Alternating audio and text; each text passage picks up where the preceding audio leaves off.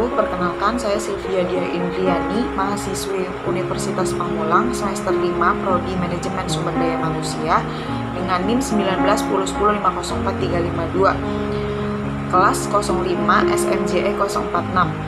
Pada kesempatan kali ini, melalui video ini saya bertujuan untuk menyelesaikan tugas yang diberikan oleh Bapak Dr. Mutawali SEIMM selaku dosen mata kuliah Penganggaran Perusahaan atau budgeting. Baik, saya akan mulai mengkritik serta merangkum isi dari 2 video yang telah diberikan serta ditentukan langsung oleh Pak Mutawalinya. Sebelumnya saya sudah menonton 2 video tersebut dan sudah merangkum di buku. Mungkin saya akan menyampaikan sedikit kritik dan rangkuman dari isi video yang telah ditentukan.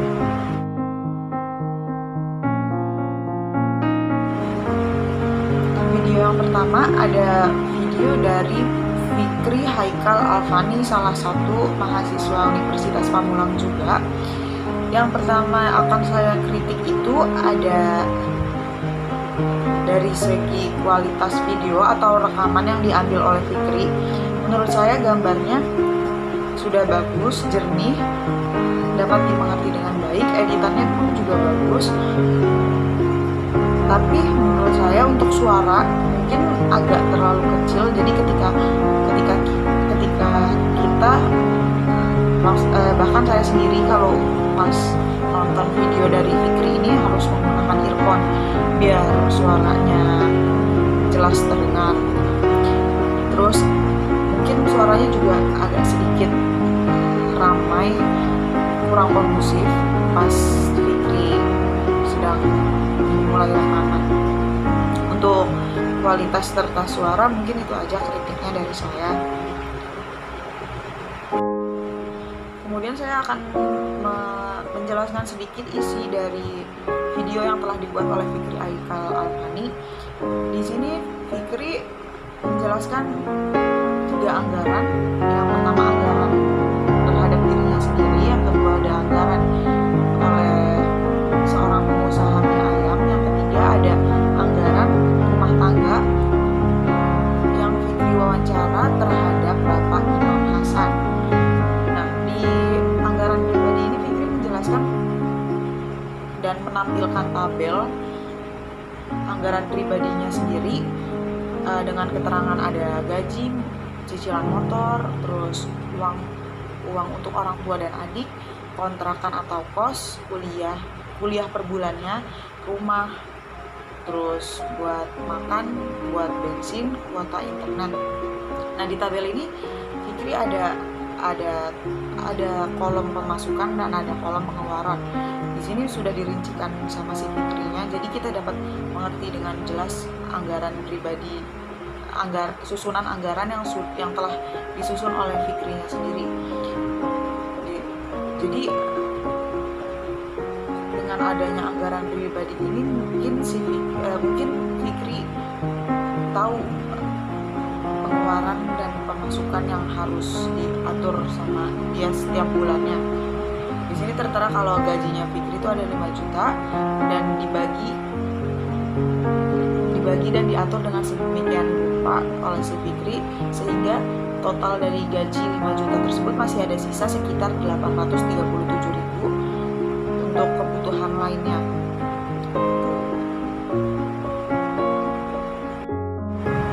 Kemudian ada wawancara singkat antara Fikri dengan pengusaha mie ayam. Di sini Fikri menanyakan tentang modal, profit, terus pengeluaran apa saja setiap bulannya oleh pengusaha mie ayam tersebut. Pengusaha mie ayam tersebut bilang kalau modal yang dibutuhkan per harinya kurang lebih 250.000 dan mendapat keuntungan sekitar 150.000 per hari. Dia mendapat 150.000 per hari itu kalau keluar pagi dan pulang jam setengah 10. Pokoknya sampai persediaan ayamnya habis itu dia dapat keuntungan 150.000. Dan Bapak itu bilang kalau penjualan pada siang hari atau pagi harinya sepi, sampai malam hari pun tetap diusahakan agar mie ayam yang dia jual pulang dalam kondisi habis, sehingga mendapat keuntungan 150.000 itu minimal. Nah, pengeluaran yang dikeluarkan oleh bapak penjual mie ayam ini juga banyak, seperti kontrakan, terus listrik, air, sehingga bapak penjual mie ayam ini juga mengatur pengeluaran seminimal mungkin agar tidak melebihi, agar tidak terlalu membengkak dan melebihi pemasukan yang bapak ini peroleh. Kemudian yang ketiga, ada pembahasan mengenai anggaran rumah tangga yang diwawancarai oleh Fikri terhadap Bapak Imam Hasan selaku karyawan serta kepala keluarga. Bapak Imam Hasan di sini menjelaskan kalau anggaran rumah tangganya diatur oleh Bapak Imam Hasan sendiri bersama istrinya agar pendapatan sama dengan pengeluaran, atau mungkin lebih kecil pengeluaran daripada pendapatan. Nah, Pak Hasan menjelaskan bahwa penghasilan Pak Hasan sendiri itu sekitar 5-7 juta per bulan dengan anggaran yang disesuaikan seperti kayak udah dipilah-pilah gitu. Kalau Pak Hasan sendiri sudah memprioritaskan kebutuhan pokoknya terlebih dahulu seperti beras serta sembako atau belanja bulanan, stok untuk bulanan rumah tangga mereka sekitar 350.000 sampai 500.000-an mungkin yang dapat saya tarik kesimpulan dari video tersebut. Kemudian ada anggaran listrik sekitar 360.000, lalu ada anggaran lingkungan seperti bayar uang keamanan dan bayar uang keamanan RT setempat itu sekitar 25.000 Pak Hasan bilang. Kemudian ada pengajian karena istrinya aktif dalam pengajian, jadi dia memiliki anggaran sekitar 110.000 setiap bulannya. Jadi tuh udah dipisahin untuk pengajian, anggaran lingkungan. Nah, selain ada belanja bulanan yang untuk stok rumah tangga mereka, ada anggaran untuk belanja harian. Untuk belanja harian sendiri, jika ditotal per bulannya ada 1.800.000. Belanja harian itu mungkin kayak ada belanja sayur, bumbu dapur, dan lain sebagainya. Kemudian ada Pak Hasan dan istri juga ada ikut arisan sekitar 300.000 per bulan, karena mereka berpikir kalau ikut arisan itu juga salah satu cara untuk menabung atau investasi, karena untuk hal-hal yang mendesak nantinya bisa digunakan dari uang arisan tersebut. Selain anggaran-anggaran yang saya sebutkan tadi seperti belanja bulanan, uang lingkungan, pengajian, belanja harian, serta arisan, Bapak Hasan sendiri memiliki anggaran khusus untuk anggaran tidak terduga untuk mungkin kebutuhan besar atau anak-anaknya yang masih duduk di bangku sekolah.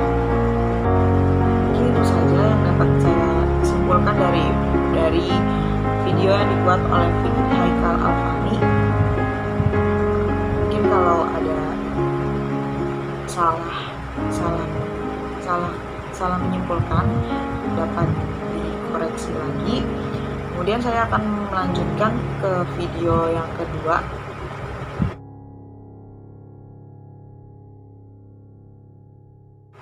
Video yang kedua itu ada dari Dita Nur Azizah dengan NIM 191010501822. Dita juga salah satu mahasiswi Universitas Pamulang. Nah, dari video kedua ini untuk kualitas gambar serta suara sama seperti video sebelumnya. Untuk gambar atau hasil rekaman sudah bagus, jernih, jadi jelas melihatnya. Cuma dari suara mungkin karena kondisi lingkungan sekitar jadi agak berisik, agak kurang kondusif dari lingkungan. Ada suara anak kecil. Itu saja sih untuk kritik dari audio visual. Hasilnya bagus. Kemudian lanjut ke isi dari pembahasan video yang disampaikan oleh Dita Nur Azizah. Dita Nur Azizah di sini menerangkan tentang penganggaran pribadi serta penganggaran usaha sekaligus rumah tangga. Kebetulan yang dijelaskan oleh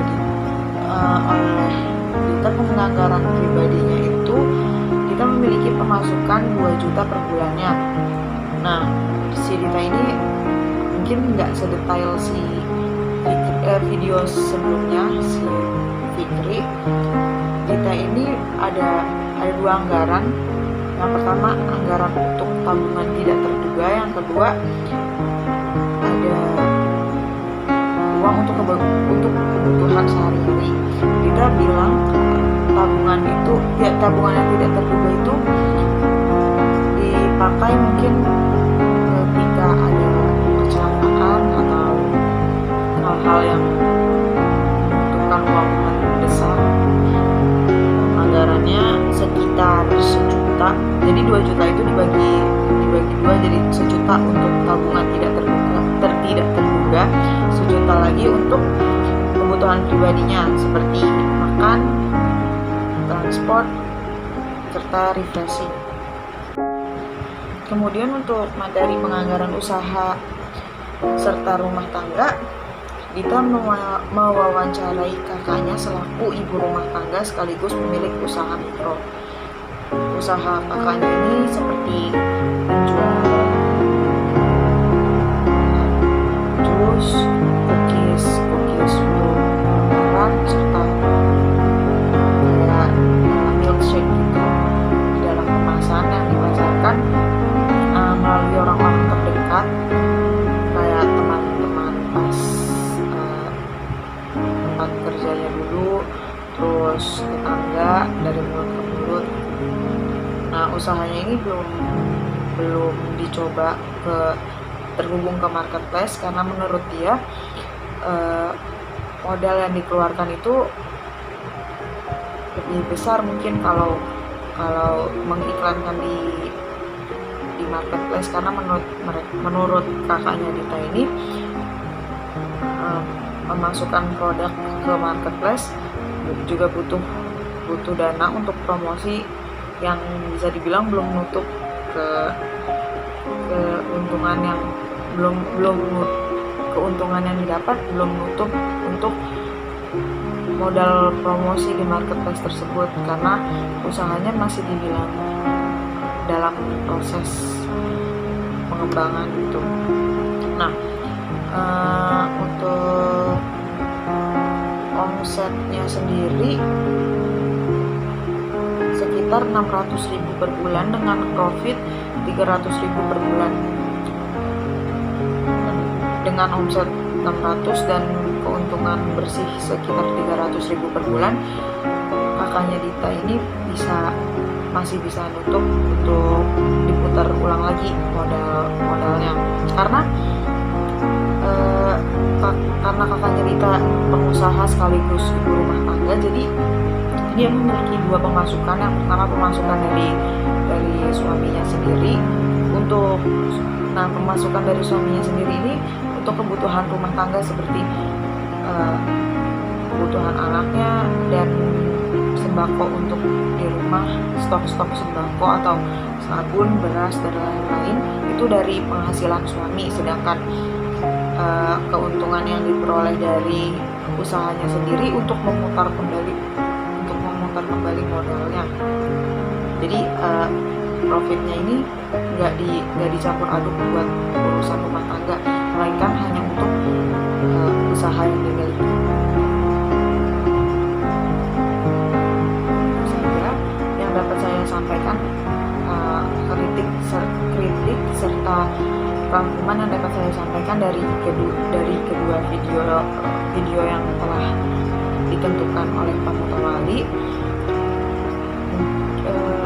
Dari dua video tersebut saya dapat menarik kesimpulan kalau setiap orang memiliki rencana keuangannya yang berbeda-beda.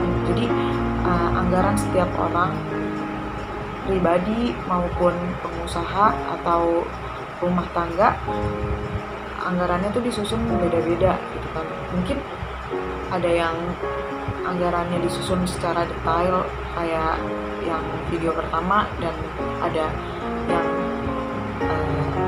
penting ada simpanan gitu kayak punyanya videonya si Dita. Jadi setiap orang memiliki susunan anggaran yang berbeda dan mungkin sudah disesuaikan oleh kebutuhan mereka gitu. Jadi kita nggak bisa nyamain kok anggaran ini lebih banyak nih daripada anggaran yang lain gitu. Nggak bisa, karena